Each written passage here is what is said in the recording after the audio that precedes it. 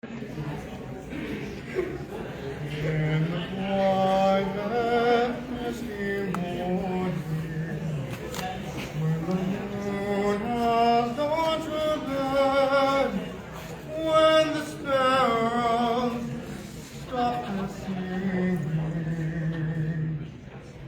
when the sky is clear and red, when the summer sets its gleaming, when the corn is past its prime, when adventure's lost its meaning, I'll be homeward bound in time. Bind me not to the pasture, chain me not to the plow, set me free to find my calling, and I'll return to you somehow. If you find it's me you're missing, and you're hoping I'll return to your thoughts, I'll soon be listening. In the road I'll stop and turn, and the wind will set me racing. My journey nears its end, and your thoughts I'll be retracing, and I'm homeward bound again. Bind me not to the pasture, chain me not to the plow, set me free to find my calling, and I'll return to you somehow.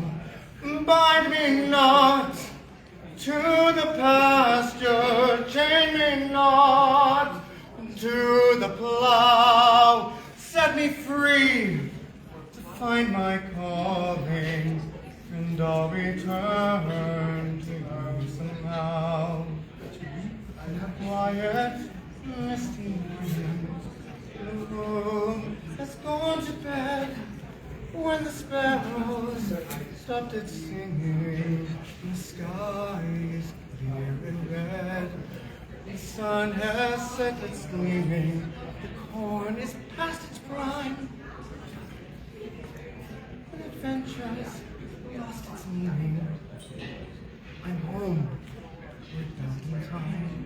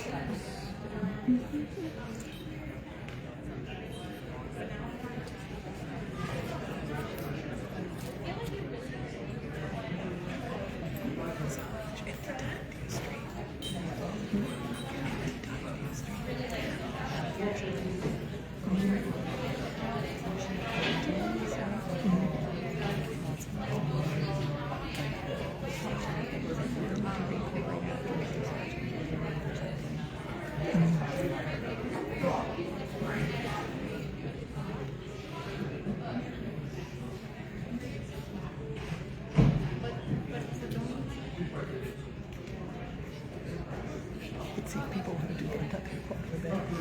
I'll do it. You'll do it? Hey.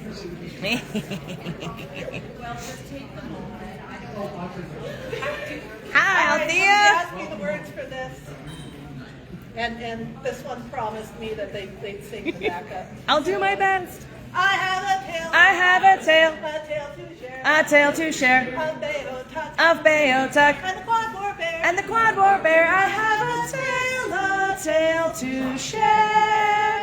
Of Beotuck and the Quad War Bear. The Quad War Bear. This bear you know. This bear you know. Was a sight to see. Was a sight to see. Stood taller than. Stood taller than. Where's the trees, guys? The tallest tree. The tallest tree. This bear you know was a sight to see. tree, the tallest tree. But Beothuk was not afraid. was not afraid. He'd win the day. He'd win the day With fire's aid. with fire's aid. But Beothuk Was not afraid. He'd win the Day with fire's aid, with fire's aid.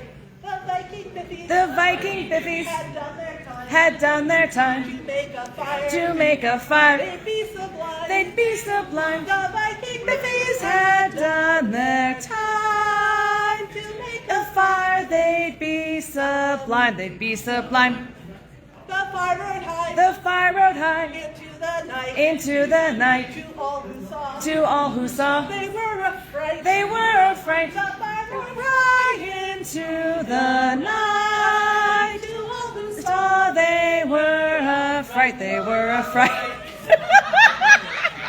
Now don't you fret. Then don't you fret And don't you frown. and don't you frown. That bear he ran. That bear he ran Right out of town. right out of town. So don't you fret and don't you frown. There he ran right out of town, right out of town. And that's my tale. And that's my tale, My tale to share. my tale to share Of Beothuk. of Beothuk And the Quad War Bear. at the Quad War Bear. And that's my My tale to share of Beothuk and the Quad War Bear. Huzzah!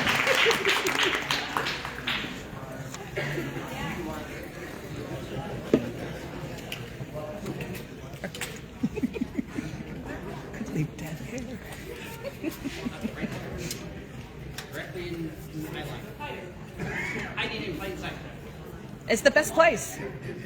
If he stays very, very still. You have T-Rex eyes? You have T-Rex eyes, don't you?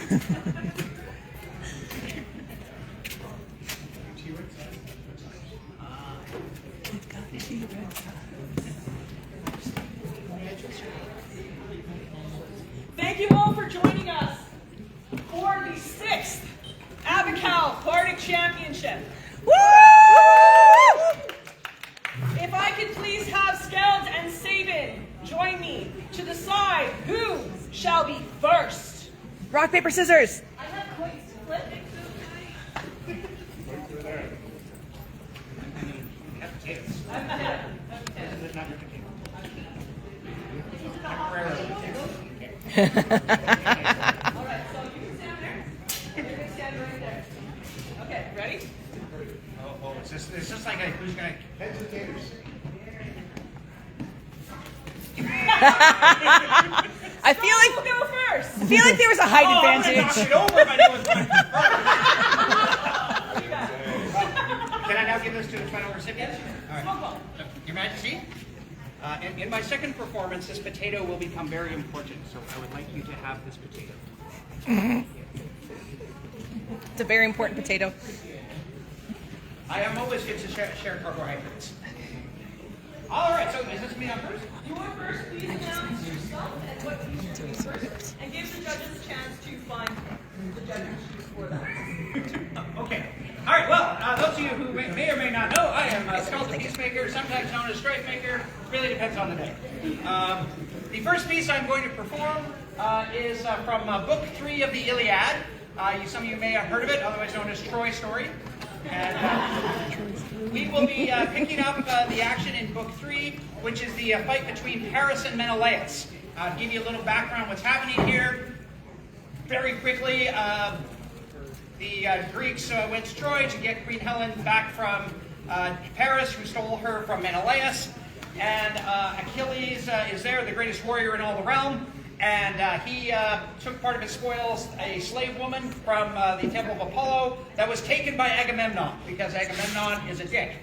And so what then happened is, because Achilles had his slave woman taken away from him, he is not in the action currently. He is having a hero-sized stint.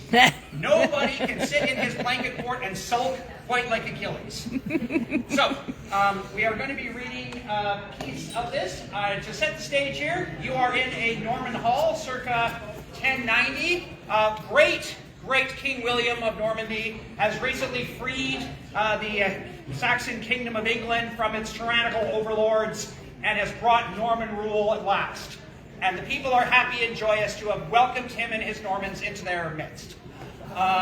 We are in a hall. We are reading this really cool thing that has just reached us from Rome, a copy of a Greek epic called the Iliad. Now, I know you guys are all snobby, and you would prefer to listen to something by Virgil like the Aeneid, but your host, me, is a little bit outside the box, and we're going to go with some Greek. Now, I'm going to start the poem in Greek. I tried to find any semblance of Mycenaean, and unfortunately, for like a dead language that hasn't been spoken in 3,000 years, sources are a little sparse. So, ancient Greek is as close as we get. Now, because again, we are cultured Normans and a bit of a snob, we are going to be actually listening to this in Latin. So the second phrases you will hear will be Latin. Now, because I respect and love you all, and I know you probably all slept through Latin class at university, we will be continuing the action in modern English. I appreciate you. So that is what we're going to be doing. For those of you who have props, not this time. Any questions before we proceed from the judges? No potatoes? No potatoes. Second act potatoes. Yeah, no potatoes right now. Sorry? First the protein, then the carbs. Wow. That was... Swiftly moving on. Moving on.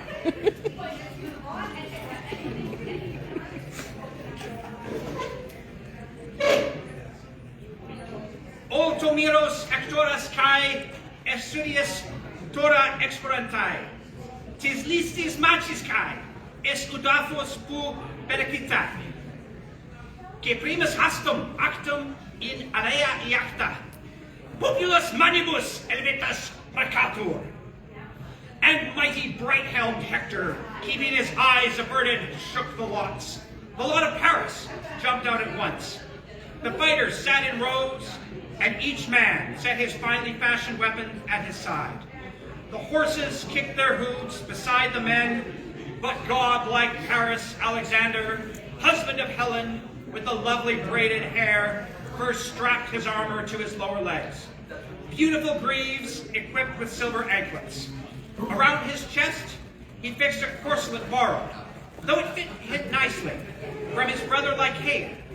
Then he slung across his shoulders a silver-studded sword of bronze and seized his massive heavy shield. On his strong head, well made, a helmet with a horse plume and a crest on top looked fearsome as it swayed. He took his sturdy sword, it hit his hand, and warlike Menelaus, likewise armed, when they were ready from each side, they strode into the middle of the Greeks and Trojans, glaring at one another as they watched the well-armed Greeks and Trojan horsemen. They marveled as the two men stood very close together inside the measured area and brandished their spears in furious anger at each other. Paris lets fly his spear that casts long shadows. The bronze struck hard against the balanced shield of Menelaus, son of Atreus, but did not penetrate. The weapon's tip buckled against the sturdy shield. In turn, Lord Menelaus, son of Atreus, set up and raised his spear of bronze and prayed to Father Zeus. Lord Zeus, grant that I punish this man who wronged me first, this godlike Paris. Bring him down low beneath my hands, so that all people in future shrink from harming a host who treated them with love and friendship. With that, he aimed his hurled long dark spear and struck the finely balanced shield of Paris. The sturdy weapon pierced the shining shield, went through the intricate breastplate, and cut right through his tunic to his flank. But Paris escaped black death by leaning to his side. Then Menelaus, son of Atreus, drew out his silver-studded sword and raised it high, then smashed it upon the decoration of his opponent's helmet. But the blade shattered, and broken fragments, 3 or 4, fell out of his hand.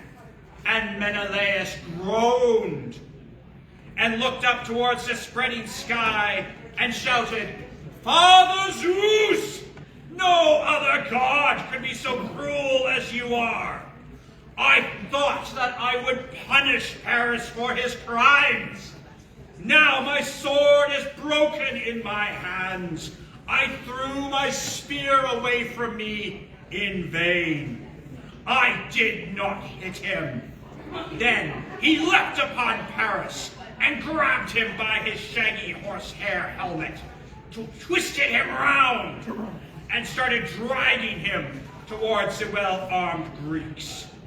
And Paris had a strap adorned with rivets that secured his helmet underneath his chin, which choked his delicate neck. Now, Menelaus would have dragged him the whole way there and won his glory for all eternity. But Aphrodite, daughter of Zeus, looked down with her keen gaze and broke his ox-hide leather helmet strap. Then Menelaus, with a firm, sure grasp, pulled the empty helmet, whirled it round, and tossed it towards the well-armed Greeks. And his companions caught it. Menelaus dashed back again, pursuing Paris, longing to kill him with his spear of bronze. But then, the goddess Aphrodite, she snatched up Paris with the greatest ease, and as gods do, hid him in a dense mist, and set him down inside his perfumed bedroom to await Helen. Now, what have we learned of this, class? Don't throw away your spear. Helmet straps, yes, if you break your helmet strap, that will save your life. Where's your girl, Marshall? Sorry? No, she's kind of a bit of a wimp. You can piss her off all you want. Spears are superior. Spears are superior.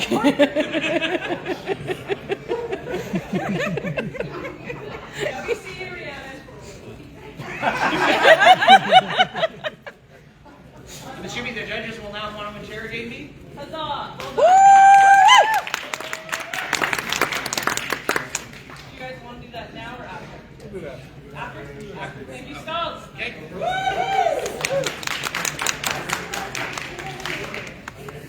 So next we shall see the competitor.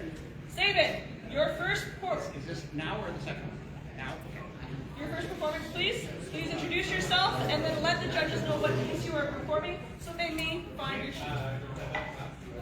Greetings, greetings. I am Sabin Winslow of Sanzen. I am man-at-arms to Dulce Machiavelli, and I come to you from the Shire of Sanzen for my first attempt at vying for Kingdom Bardic Champion. I have 2 pieces for you today. The historical will be second, and the first is an original composition dedicated to one of our own from the barony of Montengard. So I have a question for all of you. Who here loves Montengard? Woo! Who here loves pirates and gold? And who here has heard of the wondrous, the splendiferous, the most radiant Audi? Mistress Morgan, that was intended for you, I know. I'm sure. There's plenty to go around, but I will tell you, I had spoken with Elise at May Days when I received the Bardic cloak to become the defender of Bardic arts for Vincorp. She was the first person that I swore an oath to, and she and Reverend become dear friends, and I was aware that they were stepping down at 12th night, and I was aware of the persona that she is choosing to pursue next, and thus did the frenzy of writing in the shower begin. It was entirely manic. We are very happy to be here with it.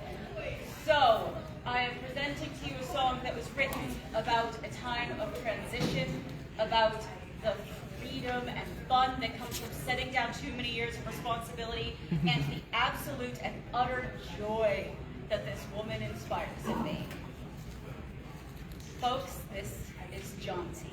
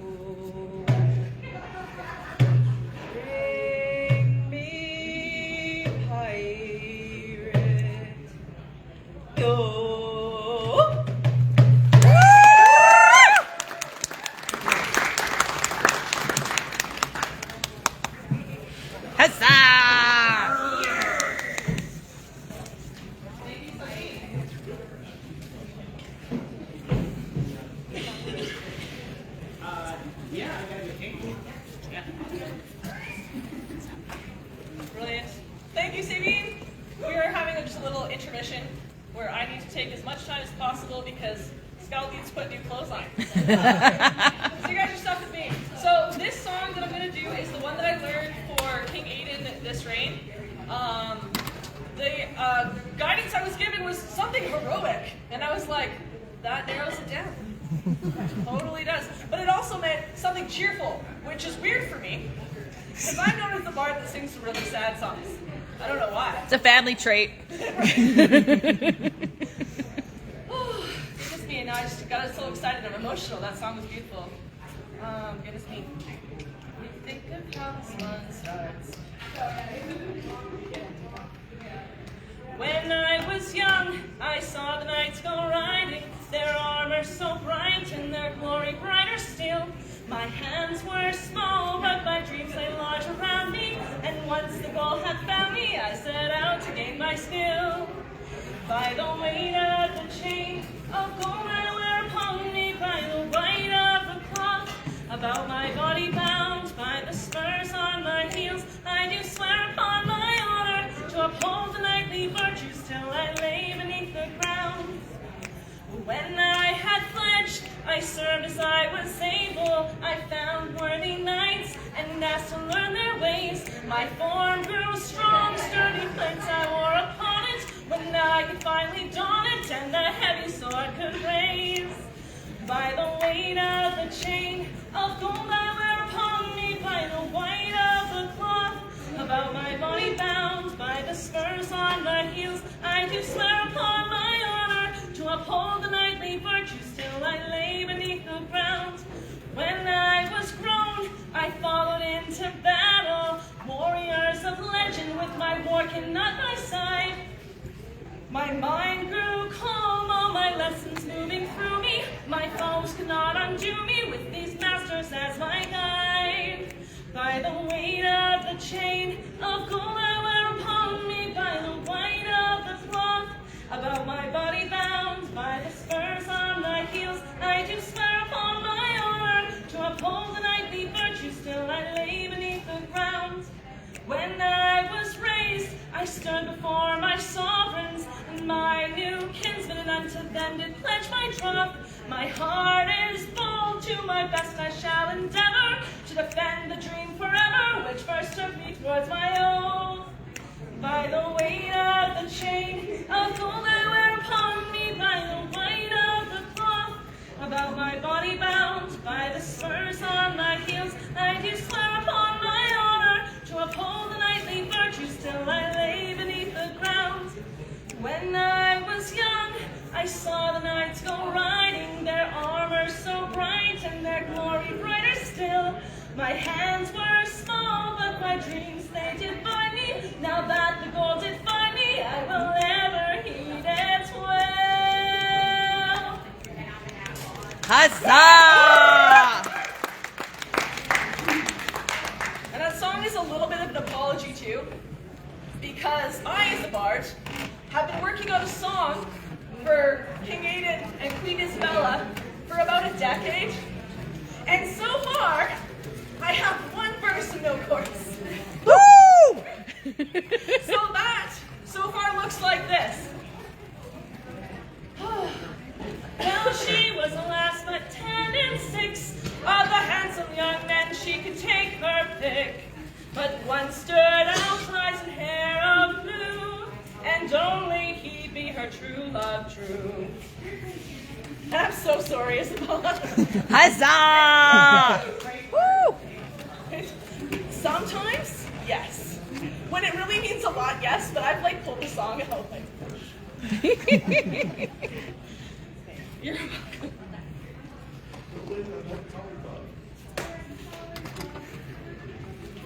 So the problem with the Red Collar Club song is that one of my shirelings has filth that about all the lovely things about Sands End, and it's way better than anything I could have come up with myself. So ask Anna Maria about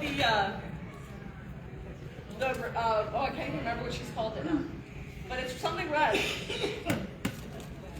In the Shire of Sands End, we're gonna keep on fighting down in South Avacal. She has a way better song. And it's like lovely and stuff. It's not even tongue-in-cheek, it's beautiful. Speaking of beautiful, I did write another song this year.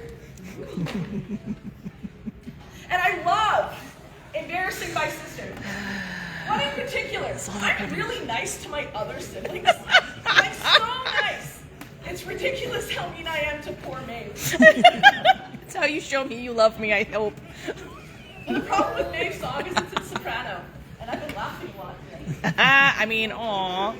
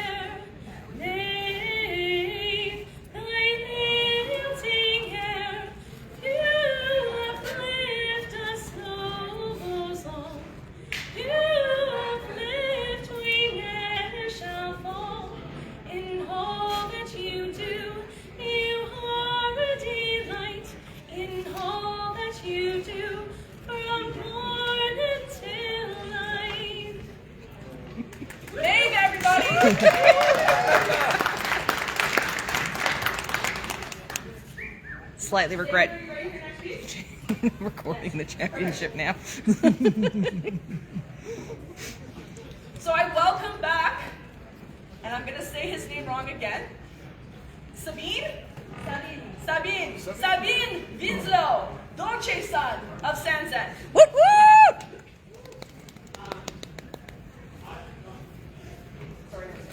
I swear you do it on purpose now just for the bit, and I love it. Sure. Thank you for having me back. We are going to shift tones here.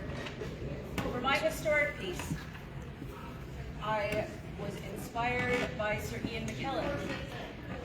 A clip in the Arcane archives came to me of this piece being performed live, and it was captivating for many, many reasons. The selection I have before you today is The Stranger's Case from Act 2, Scene 4 of Sir Thomas More. It was written by Anthony Munday in 1591 through 1593 with the help of several other authors, and this particular page and passage in both the linguistic choices and writing hand is attributed to William Shakespeare.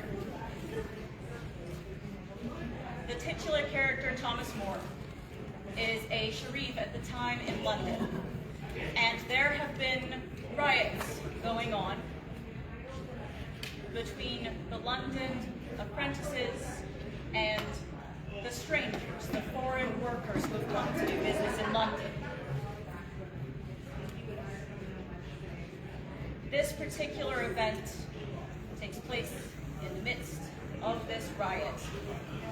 Officials from the city come out to try to quell the crowd, and they will not hear any of them save for Sir Thomas More for his reputation.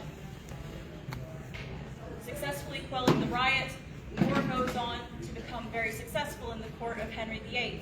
And at the time, the play does not mention much in the historical sense of the motivations, but eventually Henry and More separate. And in this rift of what was once respect and ambition, More is arrested for high treason and is eventually executed, which ends the play. The historical context for this would be that Henry VIII had his eyes on Anne Boleyn, and naturally was about to cause a schism that would form a whole new sect of the church. What? And More cleaved first to his God and second to his king. Shocking news, we know. More said repeatedly through interrogations and through weakening in prison and the removal of his books, the most egregious of these things, that he was loyal to the throne, but he simply could not swear to the act of succession, and there was a second one that also starts with an S, that essentially would say that you would swear fealty to the king and to his immediate family, and you could never disparage them in any way, shape, or form. Thomas declined 4 times, and they told him, we are going to execute you rather horribly. The details are fascinating if you want to research it. But in light of his years of service, they decided to offer him execution by beheading. You will see in my documentation that a letter More wrote to his daughter is included from his time of imprisonment in my documentation. It's a smaller image there. And in my bibliography are links to where I found those. So this is The Stranger's Case. I'm going to need some assistance. And my tone will differ vastly from Moore's, because Moore in the play almost has this saintly vibe, as he's later canonized by the church in 1935. My approach is not going to be saintly. My approach is going to reflect more personal attributes. So I need some volunteers. If you so feel inspired, I need you to shout for me, "The strangers should be removed." Can you do that? The stranger should be removed. Louder! The stranger should be removed. Angry believe you! The stranger should be removed. And grant them removed! And grant that this, your noise, had shut down all the majesty of England. Imagine that you see the wretched stranger, their babies at their backs, and their poor luggage, plodding to the ports and coasts for transportation. And you sit as kings in your authority, in your desires. Authority quite silent to your brawl. And you in wrath with your opinion low. What did you got? Tell me. You have taught how insolence and strong hand should prevail, how order should be quelled, and by this pattern not one of you should live an aged man. For other ruffians as their fancies were wrought.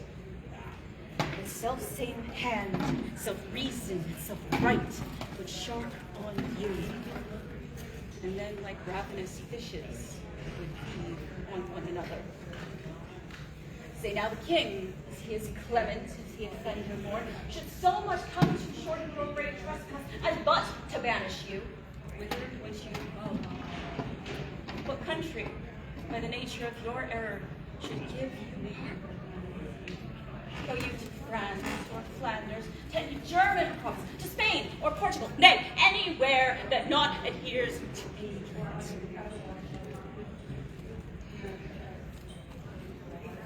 Why, you must needs be strangers. What would you think to find a nation of such barbarous temper that breaking out in hideous violence would not afford you an abode on earth? Whet their detested knives against your throats? Spurn you like dogs, and like as if the God owed not nor need not you, nor that the elements were not all appropriate to your comforts, but chartered. What would you think to be thus used? This is the stranger's case. And this mountainish. Huzzah!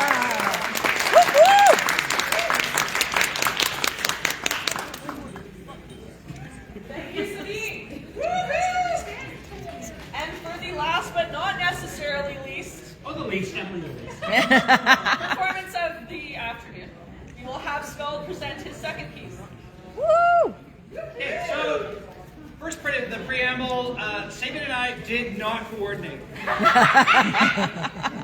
So this second piece here is also from Shakespeare, sort of. Now, this takes place in October of 1593. I want you all to sort of put on your imagination hats here. And we are in Shoreditch, across the Thames River from the City of London, in the rougher but fun part of town. This is where you find your bear baiting pits, your playhouses, your houses of easy company, and the like. So we are in the midst of something none of you probably have experienced. A great plague that has shut down the playhouses, shut down all forms of entertainment. So there's nothing to do but sit around and drink. I did not sign up for flashbacks. Now, my character, our little barfly, has been to many plays, so he says, and has opinions about the proper way to perform a play and who is the good actors, bad actors, and how to do it. Now, it's been a while. Plays go on for a long period of time. So things get a little muddled in his mind. So the plays that we are going to be discussing primarily is Richard III. Our character has never seen Richard III, but he has heard about it. But he has seen two other plays written approximately the same time, Romeo and Juliet and A Midsummer's Night's Dream. And maybe some details get a little fuzzy. So this is where some of you have been given your carbohydrates. And I encourage you all, should I say something that you disagree with, please let me know. And feel free to, I'm going to stand like right over here in front of the judges. And yes, let your foam displeasure be known. Oop. Nope. Hey, see, there we go. Yeah, okay, this is premature. Throw your potatoes.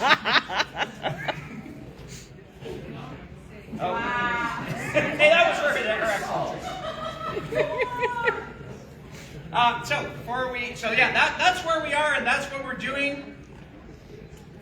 All right, Prithee, let me tell you here. The playhouses have been closed this last year. The master of the revels is a nincompoop, may I say. Rude. No, very rude. For the plague is over, as all know here. It's October. There's barely been 200 deaths a day. It's done. All done. Now, when the playhouses reopen in the next week or so, I would like to tell you not to see that hack of a man, Shakespeare's play, Richard III. It is terrible. Have you seen it?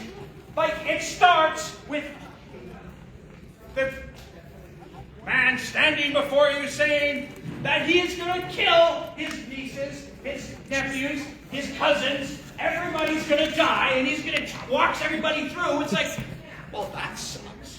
Why are we here, and you've already told us what's happening? Why am I going to sit through 4 more acts of drama when I know who the villain is, what he's going to do, who's going to die? It's history, man. For the murder! It's history. I'll tell you about history. Our great late King Richard was no misshapen coward. He was a great, noble, virtuous man who had absolutely no need. Richard was a black-hearted villain. He was not a black-hearted villain. Black-hearted villain. He loved his brother Clarence.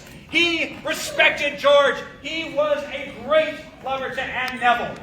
Now, so this is where, like, Didn't even go down. in that play, Behold! Oh! like, we see Anne Neville in that play stand upon her balcony, displaying her love for Richard, which we know didn't happen.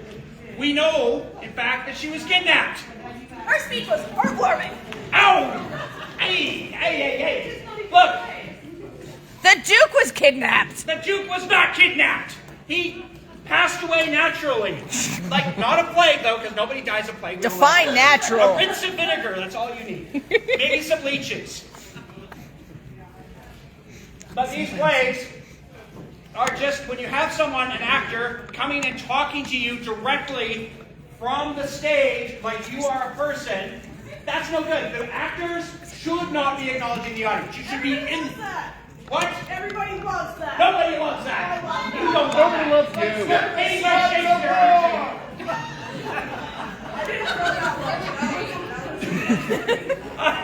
I don't know what classless people you are, that you somehow think that Shakespeare is better than Marlowe. Someday, every school child is going to think the name Shakespeare and go, oh, I don't like this. Make it stop. Fair. Hey, I tell you the truth. I do tell you the truth. I would not portray my children with the words of that hack, William Shakespeare. He is a man of no talent, no class, and Christopher Marlowe. Now there is a good man. I do. Wow. You're really not very good at this argument, are you there, Alec? Only when I'm wrong. Oh, hey, I'm never wrong. Never met He him. has some good things. His Tamburlaine was awesome. His Dr. Faust is spectacular. Richard Burbage's Tamburlaine, that is acting. Ned Allen, cannot stand him. That man could stand upon the stage pronouncing Marlowe's greatest verse, and you would sleep because it is so bad. Would that we could sleep through this? Have yourself a dram, and find Morpheus, and maybe you will be happier. Certainly, if this continues, we will. Absolutely. May you go out to the playhouses and find yourself some play. But I have work to do, unlike you lot. Let me in. All right, guys, get it up. Let's go.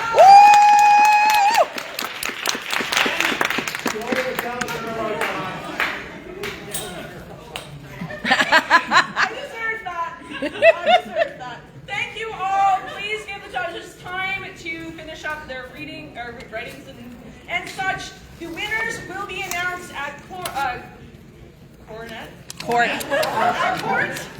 this evening when Her Majesty decides Any of you who participated in the populist votes, please come find me. If you did not find a pen, I will have one with me when you turn them in. And thank you, everyone. You were a lovely audience slash battalion. Sorry. If anybody's hungry, before you fill out your form, and some crackers. Just not to sway your votes at all, but just so that you're well fed. You just care about your audience. Care about my audience. I do struggle to find a date. Oh.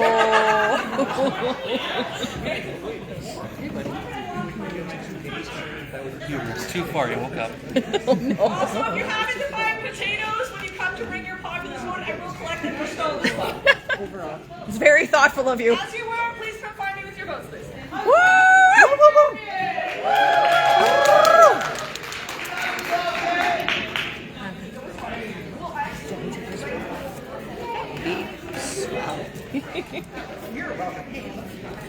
All right, folks, that's it for now. We will be back at some point in time today. I do not promise when. Goodbye.